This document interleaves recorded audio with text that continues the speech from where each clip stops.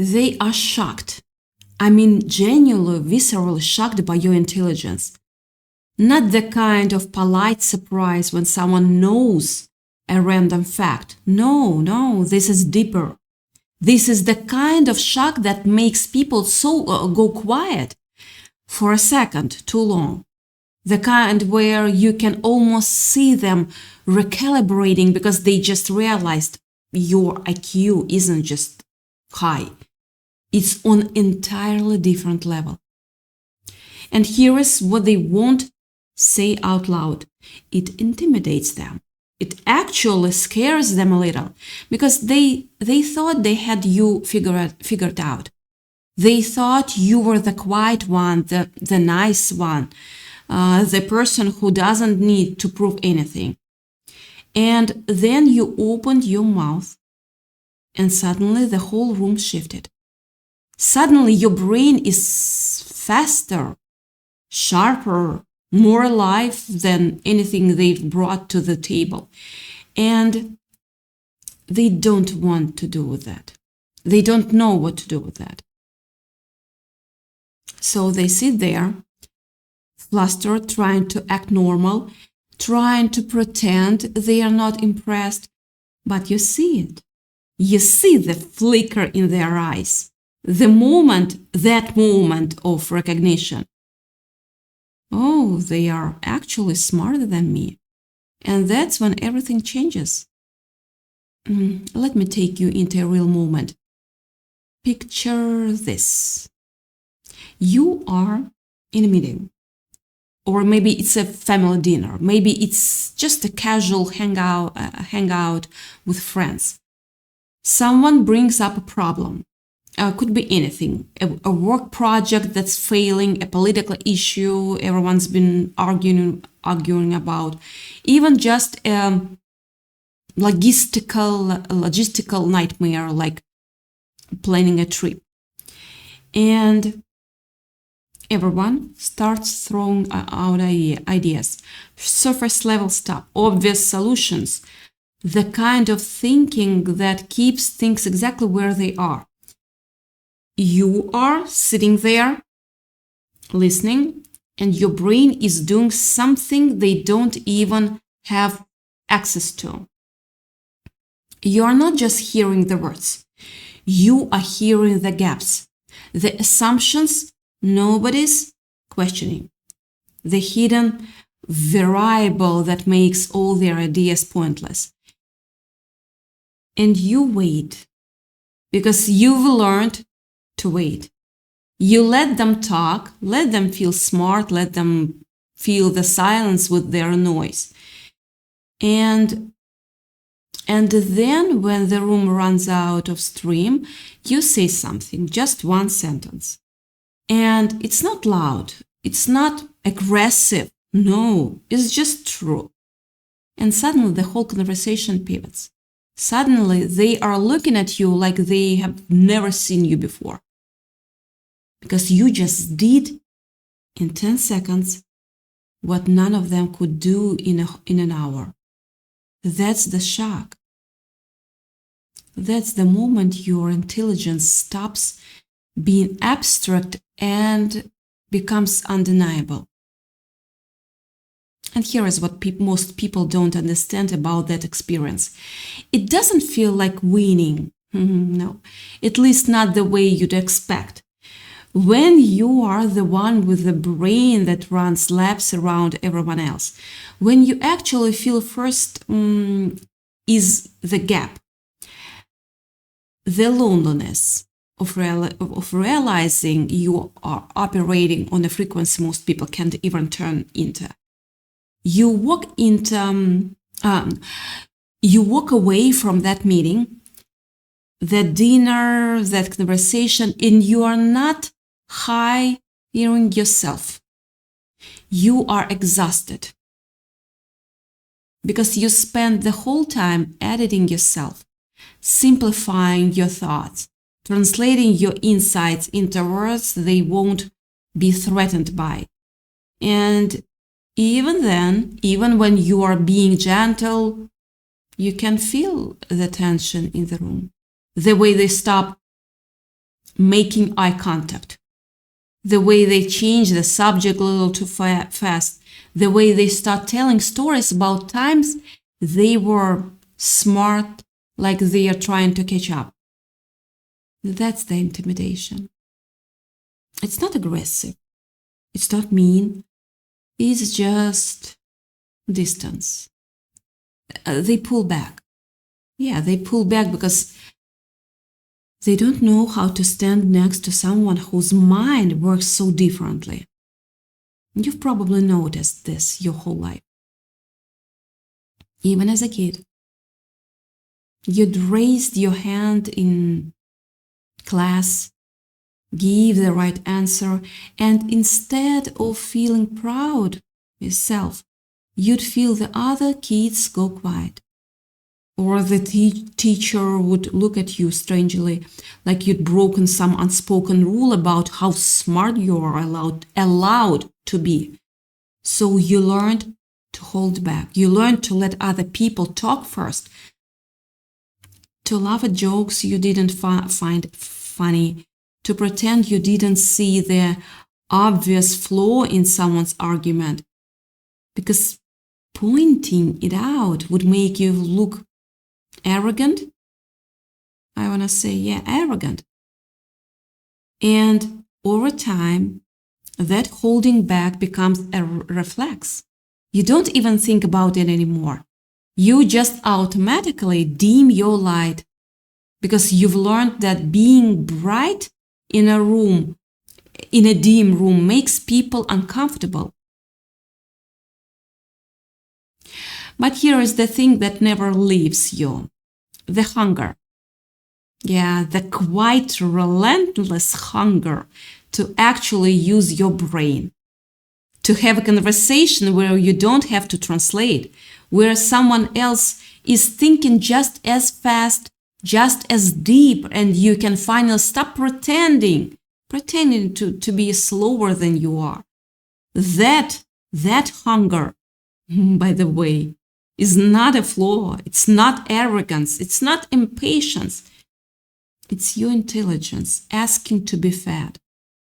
And when it doesn't get fed, when you go weeks or months or even years without a single real exchange, something starts to happen inside you. You start to feel like an alien. Like you're watching everyone else go through the motions of life. Small talk, surface opinions, recycled ideas, and you're just standing outside the window looking in, wondering why nobody seems to notice how much deeper everything could be. That's the hidden cost of the high IQ. It's not the overthinking, although that's real. It's not the perfectionism, although that's exhausting. It's the slow, creeping loneliness of realizing that most people are perfectly happy living on the surface. And you are not built for that. You were never built for that. And they can sense it. That's the part that's hard to explain. People don't need to know your Q score to feel the difference. They feel it in the way you pause before answering, like you're actually considering the question instead of just reacting. They feel it in the way you connect dots they didn't even know existed.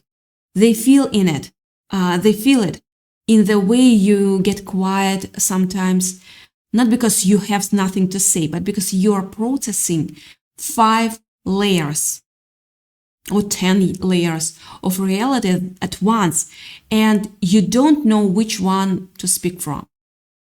And that feeling, that subtle sense that you are operating on a different level, it unsettles them. Not because they are bad people, no. Not because they are jealous. Just because humans are wired to feel comfortable around the familiar. And you, with your brain, that never stops, your mind that sees through every surface, your intelligence that refuses to stay small. You are not familiar to them. You are something they don't have a script for. So what do you do? So what do they do, actually? Yeah, they do what people always do when they are intimidated. They minimize you. They tell stories about how you are too intense. They say you overthink things. They call you sensitive or complicated, or a lot to handle. And those words, if you are not careful, can get inside you. They can make you believe that something is wrong with you, that you should try harder to fit in, that your intelligence is a problem to be managed rather than a gift to be unleashed. But here is the truth they don't want you to hear. The reason they are shocked by your intelligence is the same reason they are threatened by it. Because your mind is a mirror. When you speak, when you think out loud, when you refuse to accept lazy answers, you show them what they are not doing. You show them how much deeper a human being can do. And that's uncomfortable. That's very uncomfortable because it asks them a question they don't want to answer. Why aren't I think that way? Now let me take you even deeper. Ready? Because this isn't just about them. This is about you. And about a kind of exhaustion that nobody warns you about.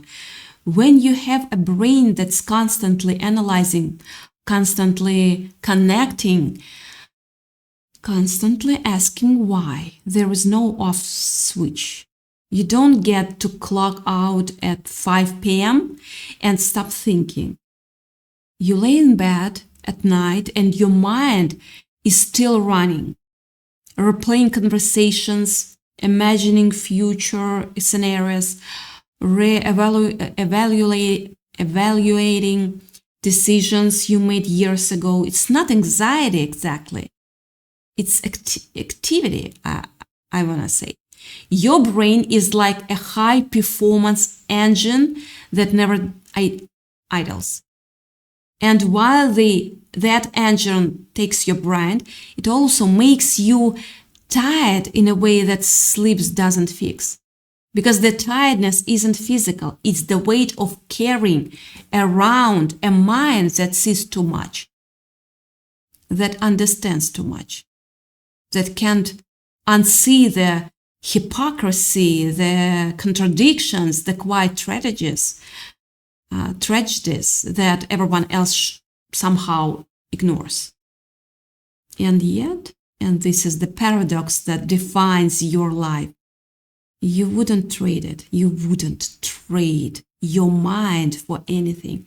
Because for all the exhaustion, for all the loneliness, for all the moments when you wished you could just be normal, you know the truth. The truth is that when you're actually using your brain, when you are solving a problem that matters, when you're making connections that other people can't even dream of, there is nothing else like it. That feeling of aliveness, that sense that you are doing what you were built to do. That's the reward. That's the thing that makes all of the difficult worth it. You don't want to be like everyone else. You want to be you. And you are starting to realize that being you means accepting that some people will be shocked. Some people will be intimidated. Some people will never understand. Sometimes they will leave even. And that's okay. That's actually more than okay. That's the sign that you are not hiding anymore. Let me give you another real example. Think about the last time you were in a disagreement with someone, not a fight, just a real difference of opinion. Maybe about politics, maybe about how to raise kids, maybe about a strategy at work. And you laid out your reasoning calmly, clearly, step by step. You showed them the evidence, of course, the logic, the pattern you'd observed, and instead of engaging with your argument, they got defensive. Or they changed the subject. Or they said something like, well, that's just your opinion. Sounds familiar. That's not them being stubborn. That's them being outmatched. Your brain moved too fast, too clearly, and they couldn't keep up. So they retreated to emotional safety. They protected themselves by dismissing you. And in that moment, you felt it again, that gap, that distance, that lonely realization that you are playing chess while they are playing checkers. Not because they are stupid, no. Just because your mind works on a different level.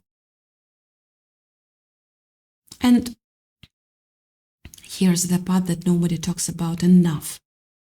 When people are intimidated by your intelligence, they don't always pull away. Sometimes they try to control you. They try to make you doubt yourself. They question your motives, nitpick your wording, demand that you prove what you're saying, not because they actually want proof, but because they want to slow you down. They want to trip you up.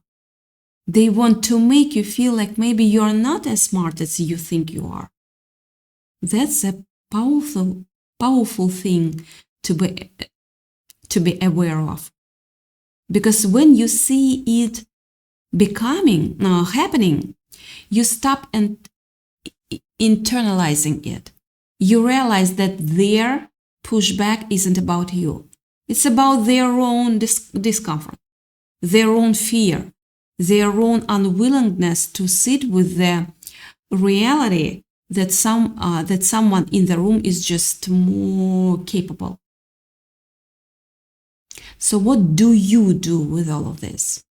How do you live as a person whose IQ is on another level without letting the shock and intimidation of others shrink you? The first step is the hardest. You stop apologizing for your intelligence. You stop making yourself smaller to make other people comfortable. That doesn't mean you become arrogant. Arrogance is insecurity in a costume. What it means is you stop pretending, you stop hiding your best thinking. You stop acting like you don't see what you see. Because every time you dim your light, don't do that. You are not protecting anyone. You're just teaching people that it's okay, it's fine to expect less from you. And that's the habit that will steal decades from your life if you let it. The second step is finding your people. And I don't mean finding people who agree with you on everything. No, I mean finding people who think as fast as you do. People who get excited about complexity. People who don't look away when you go deeper. They exist. They are rare, yeah, of course. They are harder to find. But when you find them, When you finally have a conversation where you don't have to translate, where you don't have to slow down, where you can just be, it changes everything. Believe me, it changes everything. Suddenly the loneliness lifts. Suddenly your intelligence isn't a burden anymore. It's a tool. It's a playground, a shared language. And you realize that you were never broken. You were just in the wrong room. The third step is the most important. You start using your intelligence for something that matters to you. Not to impress anyone, not to prove anything, not to win arguments or collect validation, but because your brain is hungry for real problems, or real questions, real depth. And when you feed that hunger, when you give your mind something worthy of its power, the exhaustion turns into energy. The loneliness turns into focus. The feeling of being different turns into a feeling of purpose. You were not given this brain to fit in. You were not. You were given it to feel, to see further, think deeper, and build things that didn't exist before. That's not arrogance. That's just the truth. And here is what happens when you start living the truth. People are still shocked. They are still intimidated. But now, instead of that bothering you, it becomes information. It tells you who is ready for you and who isn't. It tells you whose opinion matters and whose opinion is just noise. You stop needing everyone to understand you. You stop needing everyone to validate you, because you finally validated yourself, and that's important. You finally accepted that your mind is different, that different is powerful, and that powerful is something that the world desperately needs. They are shocked by your intelligence. Good. Let them be shocked. Let them sit with that discomfort. It's not your job to make them comfortable. It's your job to be. Your job is to be fully, unapologetically, brilliantly you. Think about the people who have changed the world. Every single one of them was misunderstood at some point. Every single one of them was told they were too much, too intense, too different. And every single one of them kept going anyway. Not because they were arrogant. No. Not because they didn't care about others. No. But because they knew that their mind was a gift. Not just to themselves, but to everyone who would eventually benefit from what they created. You're no different. The same intelligence that intimidates people in a meeting is the intelligence that could solve a problem no one else has solved. Write something no one else has written. Yeah, start something no one else has started. Your IQ isn't on another level just for you. It's on another level so you can bring something back. So the next time you feel that gap, the next time you watch someone struggle to keep up, or witness that flicker of intimidation in their eyes, don't shrink, don't apologize. Don't pretend, just breathe. Remember who you are. Remember what your mind can do. And then keep going. Just keep going, keep thinking, keep creating. Keep speaking your truth. Because the world doesn't need more people hiding their light. The world needs you, all of you. The overthinking, the intensity, the depth, the hunger, the brain that never stops. That's not a problem to solve. That's a power to wield. And the sooner you stop waiting for permission, the sooner you start living the life your intelligence was always meant for. They are shocked. Let them be. You've got work to do. Let them shock.